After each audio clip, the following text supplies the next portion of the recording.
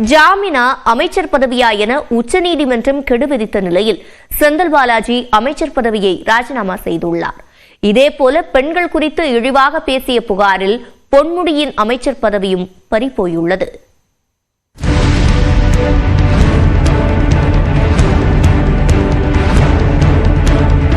மு.க. ஸ்டாலின் தலைமையிலான திமுக அரசு பொறுப்பேற்று மே 6ஆம் தேதியுடன் 4 ஆண்டுகள் நிறைவடைகின்றன. இந்த நிலையில் அமைச்சரவை மாற்றப்பட்டுள்ளது.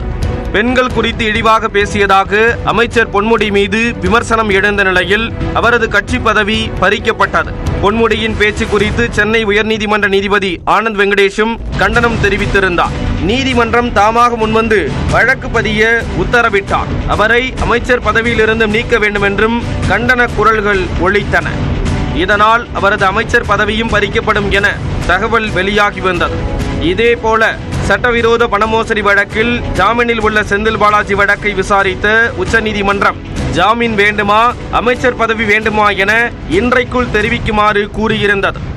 இதன்படி பொன்முடியும் செந்தில் பாலாஜியும் தங்களது பதவிகளை ராஜினாமா செய்கிறார்கள் என்றும் சிவசங்கர், முத்துசாமி, ராஜகண்ணப்பன் ஆகியோருக்கு கூடுதல் பொறுப்பு வழங்கப்படும் என்றும் மனோ தங்கராஜுக்கு மீண்டும் அமைச்சர் பதவி வழங்கப்படும் என்றும் நியூஸ் 18 தமிழ்நாடு முன்கூட்டியே செய்தி வெளியிட்டது.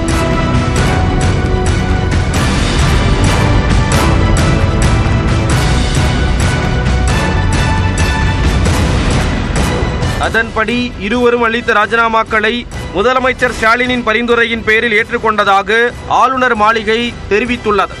செந்தில் பாலாஜி மற்றும் பொன்முடி ராஜினாமாவை தொடர்ந்து தமிழ்நாடு அமைச்சரவையில் மாற்றங்கள் மேற்கொள்ளப்பட்டுள்ளன.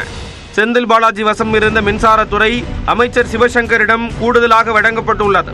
ஏற்கனவே சிவசங்கரிடம் போக்குவரத்து துறை உள்ள நிலையில் மின்சாரத்துறையையும் இனி அவரே கவனிப்பார். இதேபோல் வீட்டு வசதி மற்றும் நகர்ப்புற மேம்பாட்டுத்துறை அமைச்சர் முத்துசாமியிடம் செந்தில் பாலாஜியிடம் இருந்த மதுவிலக்கு மற்றும் ஆயத்தீர்வை துறை கூடுதலாக ஒதுக்கப்பட்டுள்ளது. பால்வளத்துறை அமைச்சர் பதவி வகித்து வந்த ராஜகண்ணப்பன் பொன்முடி வசம் இருந்த வனத்துறை மற்றும் காதித்துறைகளை கவனிப்பார் என தெரிவிக்கப்பட்டுள்ளது. இரு அமைச்சர்கள் ராஜினாமா செய்த நிலையில் ஏற்கனவே அமைச்சரவையில் இருந்த மனோ தங்கராஜுக்கு மீண்டும் அமைச்சர் பதவி வழங்கப்பட்டுள்ளது.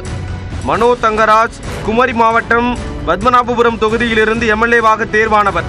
கடந்த முறை அவரது பதவி பறிக்கப்பட்ட நிலையில் கன்னியாகுமரி மாவட்டத்திற்கு அமைச்சர் பிரதிநிதித்துவம் இல்லாமல் இருந்தது.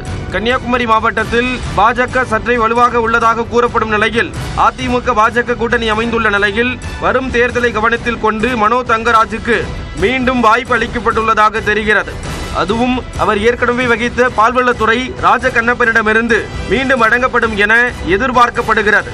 மனோ தங்கராஜ் இன்று மாலை 6 மணிக்கு ஆளுநர் மாளிகையில் பதவியேற்றுக் கொள்கிறார்.